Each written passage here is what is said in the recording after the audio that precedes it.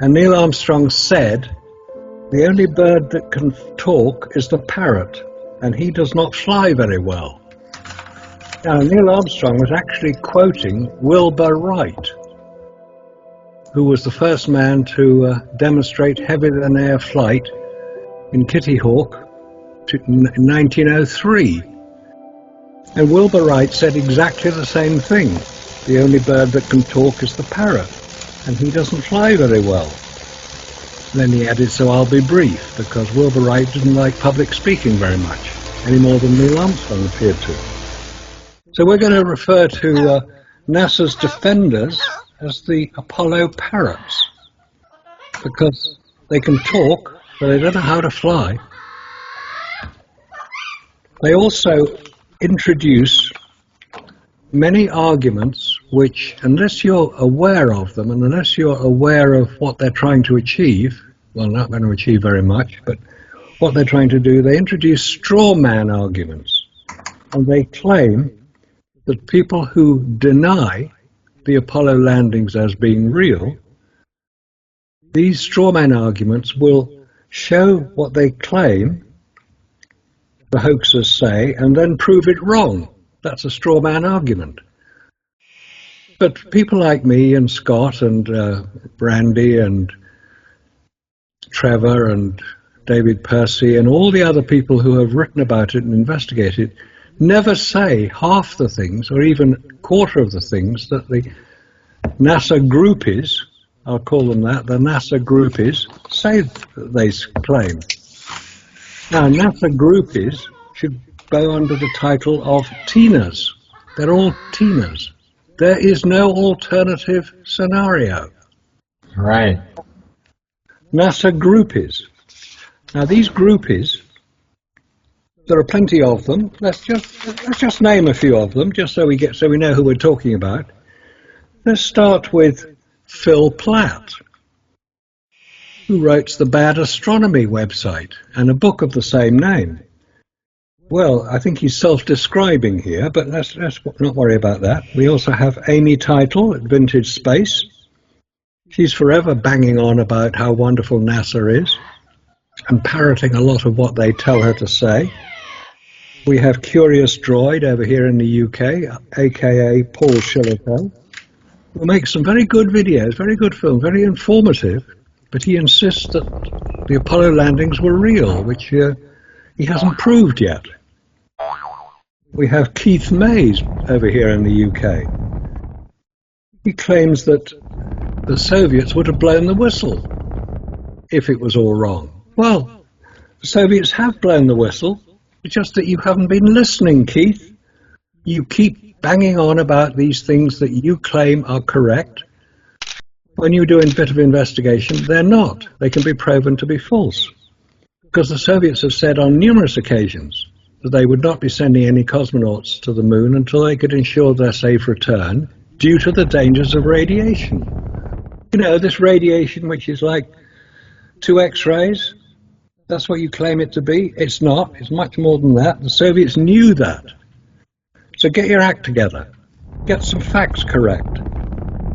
And as for your reporting of Bart Sibrel at the news conference conducted by the Apollo 11 astronauts on the 12th of August 1969, you claim that Bart Sibrel was there asking questions. Ha! He was 4 years old at the time. Get your act together, get some research, do some proper work, and stop making up stories and parroting what NASA tell you to say. Then we have Brant Watson, also known as Astrobant 2, who is extremely insulting. He mocks anybody who disagrees with him. He refuses to discuss anything other than what he thinks is the correct situation, which it isn't. In fact, I've featured in one of his mocking videos, and he thought he made a very good case. Trouble is, he didn't. He did it the way he thought it would work, not the way it actually worked. But we'll leave that for the moment because he's just a parrot. Then we have Paolo Atavissimo, who's Italian, so we're jumping around. There aren't too many people outside America and Britain that have investigated this. Paolo Atavissimo. He's a contributor to the Apollo Lunar Surface Journal. So guess who he supports? Haha, NASA. He's a parrot. He's even written a book on it. I think he's a paid employee of NASA. He may well be a paid employee of NASA because he spends a lot of time defending NASA's position. Well, somebody has to defend it because NASA don't want to do it because they're discovering now that Apollo was fake because they can't repeat what they did 50-odd years ago with Apollo. They can't repeat it. They keep putting it back and they keep saying, give me more money. And they say it's harder than we thought. And they haven't solved the radiation problem yet either. But NASA's not even in the space business anymore. No. They don't have anything that flies. No. Well, if they have anything that flies, and they haven't got the Space Launch System, the SLS, off the ground yet, and anything they do send up into space, they have to use Russian engines for it, Russian rocket engines. So what on NASA for? They don't have anything themselves. No, they don't. They've been defunct for 10 years, which is amazing. And people still think that they're a viable source of spaceflight, and they're not. Well, I think that people at NASA, there's nobody working at NASA now who was working at NASA during the Apollo era. So the people who are there now, obviously enthusiasts about space travel, otherwise they wouldn't work for NASA. They might go and work for SpaceX or Blue Origin. And most of them seem to be doing that at the moment. But they're discovering that what NASA claimed to have achieved 50 years ago never happened because they can't repeat it. So you've got all the NASA groupies, the NASA teeners, who are defending NASA to the death, it seems, because that's the only thing they can do. They have to keep repeating the same story, hence parrots. They're the Apollo parrots. If you are raised in the rabbit hole or born in the rabbit hole, you have no idea that you're in the rabbit hole.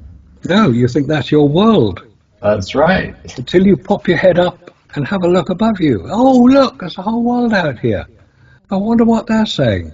Yeah. It's the people who have actually done the work, done the research, looked at the Apollo record, investigated it, which is what you should do as an author, and there are plenty of people who've done it. The first one, obviously, is well known, is Bill Casing.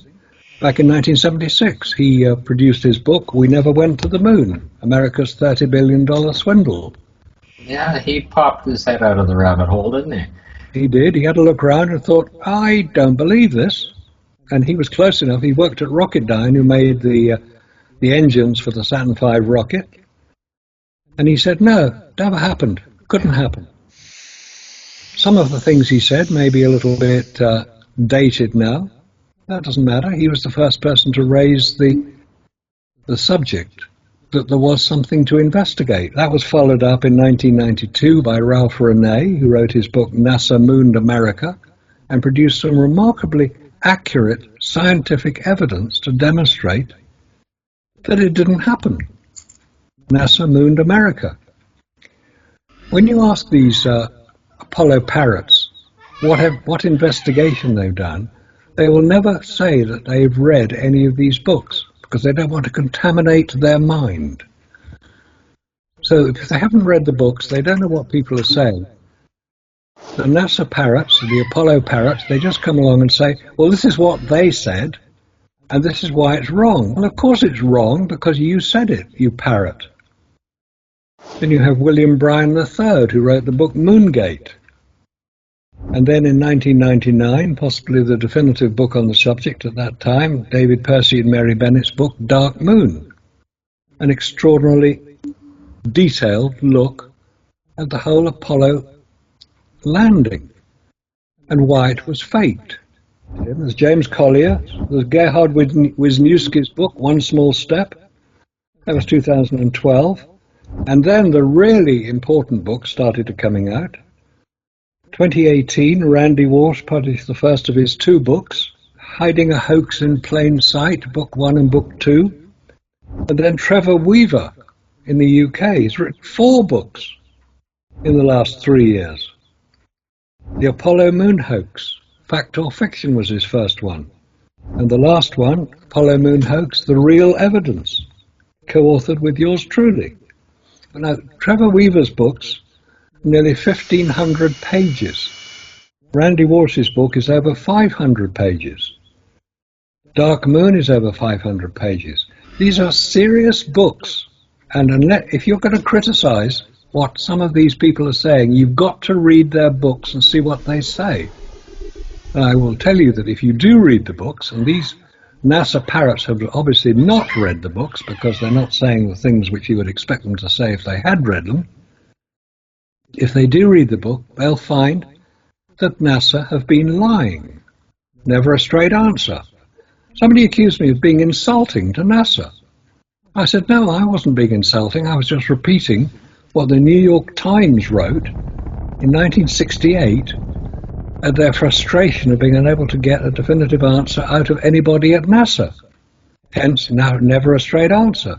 It was when Jim Webb was still a NASA administrator, after whom the new telescope is named. The James Webb Space Telescope is going to be launched from French Guiana because NASA can't launch it. They've got to get the French to do it. Oh, good. It's going up on an Ariane rocket, Ariane 6. I hope it works. So you've got all these people who've written about the Apollo fraud or the Apollo hoax in considerable detail, and if you're going to criticize what they say, you have to have read what they've written. Now, a lot of people will come along and say, well, I've done that. I know what these people are saying. No, you don't. There's a book produced by Peter Bassett, who's based in the UK. He claims to have a mobile planetarium, which he takes around to schools, educating children about astronomy, which is an applaudable objective. And he's written this book because so many people in America, because he goes to America and claims to know about it. And in his book, he starts each chapter with a little comment from what he claims is somebody like myself, who's challenging NASA. But he gets it wrong, and he just makes the whole thing up, so he answers his own question. That's not investigation, that's not research, that's not even proper commentary. It's called straw man argument. You make up a comment and then show it's wrong. Well, of course you can show it's wrong if you made it up in the first place. And the number of errors in this book is appalling, absolutely appalling. Let's not go on any more about that. Now, you mentioned the films. Bart Sabrell's done films. Funny thing happened on the way to the moon. Aaron Rainan, Did They Go? He was commissioned by Illinois State, because that's where Neil Armstrong came from. They wanted to prove that Neil Armstrong was a local hero. But when Aaron did his film, Did They Go?, he found they didn't, because none of the records existed. Then we have James Collier, Was It Only a Paper Moon? Amusing efforts to try to measure the width of the hatch between the command module and the lunar module. And he wasn't allowed to get a cherry picker to go up and measure it because that wasn't permitted. So what are they trying to hide? It was basically to demonstrate that you couldn't go between the command module and the lunar module in a spacesuit. I think his in particular, he was giving NASA the absolute opportunity to say, here you go, show us how you did it. He was, yeah. And he spent quite a long time investigating it. He did it very calmly, very methodically. They were given the opportunity to say, this is how we did it. Yeah, and what was this interview? Was it Gene Kranz? NASA failed miserably. That's what's coming up. People they're failing so miserably.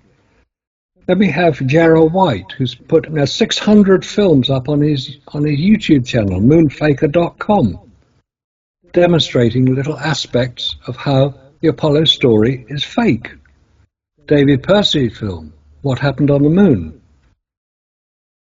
Massimo Mazzucco's film, American Moon, one of the best films around. Jet Windsor, Moon Hoax Now, where he demonstrates some remarkably anomalous events occurring on the moon.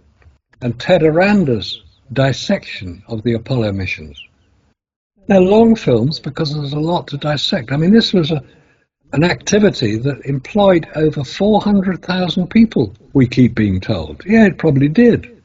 400,000 people did work for the contractors that NASA employed to create the landers and the rockets and the rovers and all the other bits and pieces, the spacesuits, the things needed to, what they thought would be needed to get to the moon.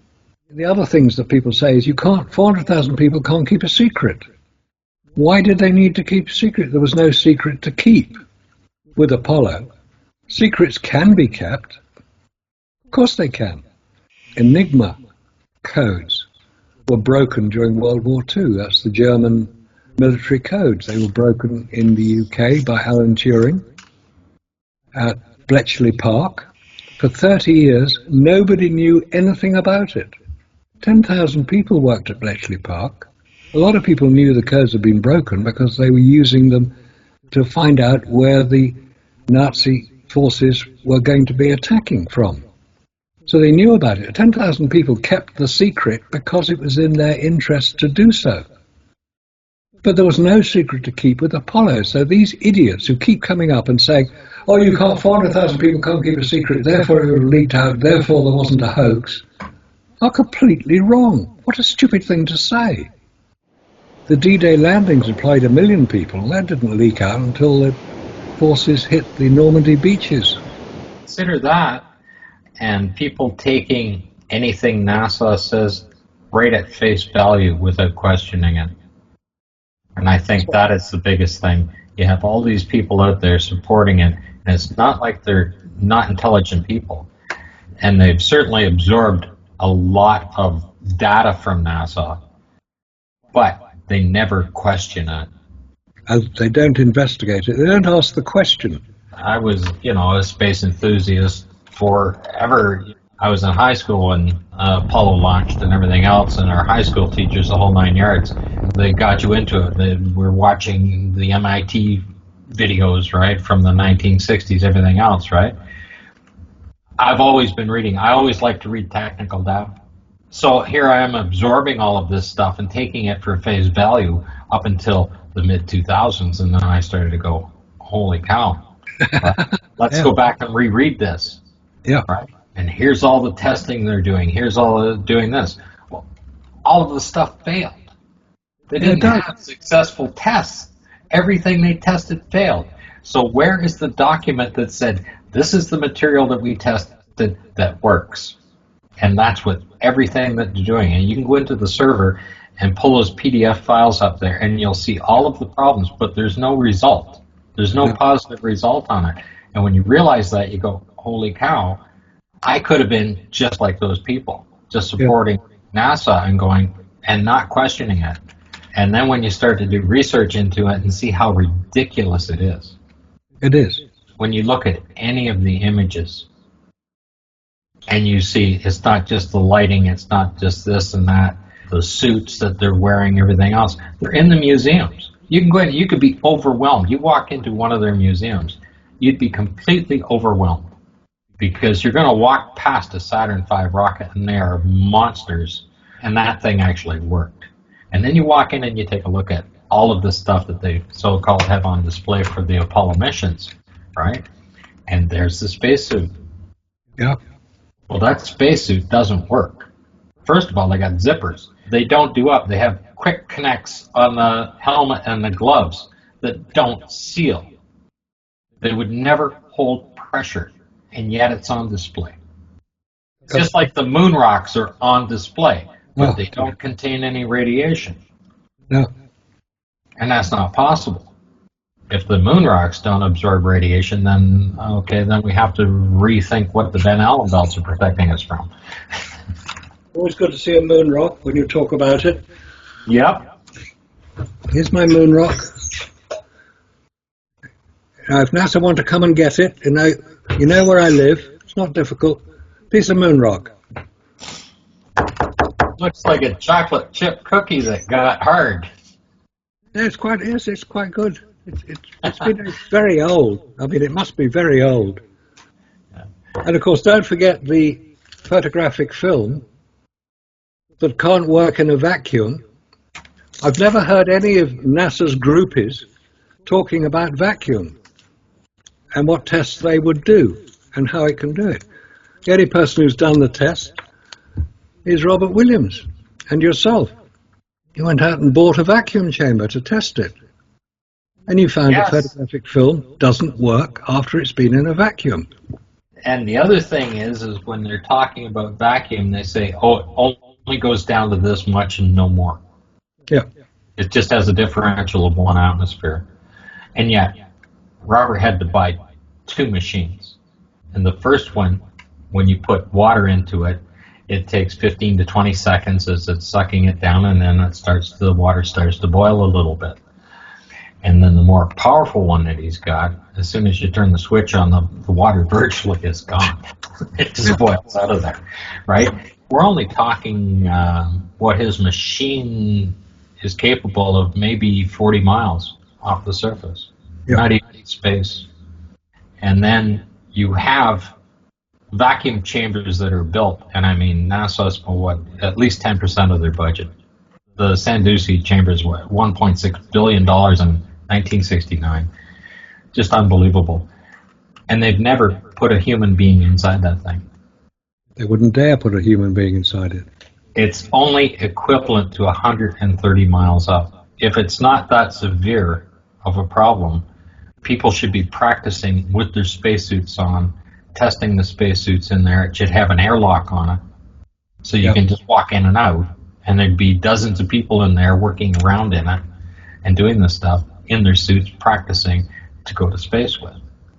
But they're doing all their testing underwater, which is the reverse of a vacuum. It's pressure. Well, you can't even test the suit because the pressure in an underwater suit is balancing out the pressure of the water.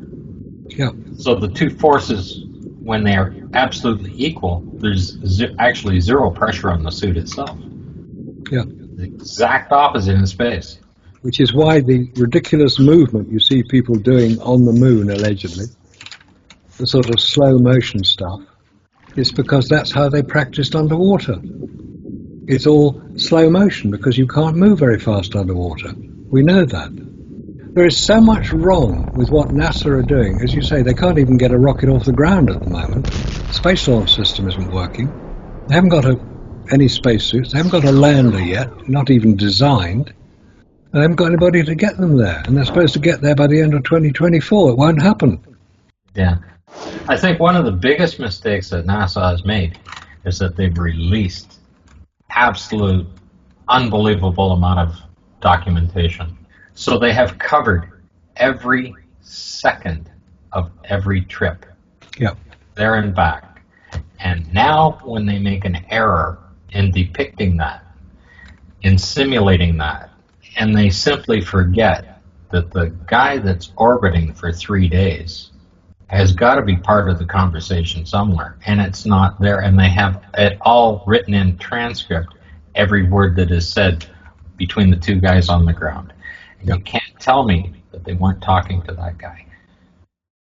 Of course they were talking to him, but they were probably asking him questions they didn't want people to know about. So that wasn't part of the script. But every second is covered. And when he's coming around and the signal gets back, he'd be checking in to make sure everything's okay. Yeah, of course he would. That's not in the script, and now they can't add it. No. They can't modify it, the same as they can't get rid of that wet flag, because I've been waiting for them. It's good, I like that. Right? And they can't get rid of Buzz in the door anymore, right? No. He's there. No, he's there. Anybody can do this. You've got all the dimensions of the lunar module, so you know what size the door is. You can build one, just out of bits of cardboard or bits of plywood. You can build the equivalent size. You know what the internal measurements are. You know what the internal view is. Just build it and demonstrate that that picture is fake, because that's what you'll do if you build it correctly. So come on, guys. All of these things, when they've done all of this detail, and they've got the transcripts, they've got the video and the audio and the pictures. Yeah. Anything that's wrong in there, they can't get rid of anymore. No, they can't. They do try. They do try. They update those PDF files. Like I said, when they're updating equipment, like on the LEM, they went into the landing gear on the LEM because there's problems with it in the photographs, right? They started out with it, and the original document has 2 honeycomb mesh compression things in there when it slides down. There's no springs, there's no hydraulics, there's no nothing. So these things can compress 32 inches down, and did it in 2 stages, right?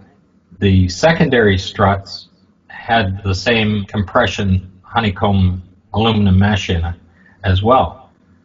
But the first one only had it in one direction. And the second PDF file, when they come out with now the secondary struts, because they need to move either way, both directions, because they're coming in. So they updated that. And then the third one, they updated the main struts again, and now they have 3 honeycomb mesh in. Okay. Right. And they have a bearing in there so that it slides down, because you're going to get that sideways thrust against the 2 tubes sliding. So now they put a bearing in there as well. Because people like yourself have identified the problem. NASA now have to correct the problem so that they will be seen to have done it right. By identifying those sort of problems, we're actually causing NASA a lot of problem, a lot of difficulty, because they have to keep rummaging through their records to see what it is they have to change. And one of the things they've had to change is that famous photograph of Buzz Aldrin, allegedly, man on the moon. File number AS11405903. It's a very famous photograph. It's used usually to depict man on the moon, because that's what it's supposed to represent. If you look at the original of that photograph, you'll notice that there is what is known photographically as light fall-off. If it was illuminated by the sun, the foreground would be the same illumination as the background, but it's not.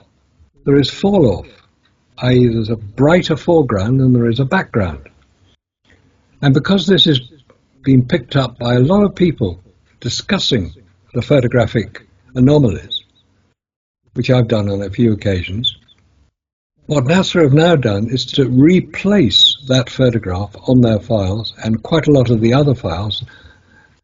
The file I use is the Lunar and Planetary Institute website, because it's easy to use, and it's been replaced with a brightened version, so the fall-off is no longer quite so visible. But you can always identify the original photograph from the newly created brightened version, which looks very flat and very uninteresting. They're all digitized now. They originally on film, this stuff. Yeah. They were all on Kodak Ektachrome, transparency material, scanned in, so it's now available on websites. What they've had to do now is to change that photograph to a brightened version, so the fall-off, which has been commented on by a lot of people, is no longer quite so visible. But if you do the simple expedient of take the new photograph and darken it down, hey presto, the fall-off starts to be visible again. And you can always tell, there's a very simple way to tell if the photograph has been changed. Look at the top of Aldrin's helmet. In the original photograph, it's quite dark, almost black. There's a shadow. Yeah. The new photograph, it's really quite lightened. It's grey. That's how you tell the difference. It's very simple. And NASA can't do anything about it unless they Photoshop it, which they're not very good at, I should say. Well, I would imagine there was quite a number of versions of that particular image, because I guess for magazines and stuff, they'd be touching it up and airbrushing it, but they probably weren't aware that there was fall-off in it. They did it up, I recall it in Time magazine, that photograph on the front page, on the cover, and there it is, and the fall-off is there. And if you even look at the original, you can Google the original for Time Life and all of the other magazines that were posting it, and that photograph has been touched up professionally and looks nice, centered, picture perfect. I think they even added the extra spacing at the top to just center it more, right? That's right. But the fall-off is still there. And of course, you can't blame that on the camera. No, of course not.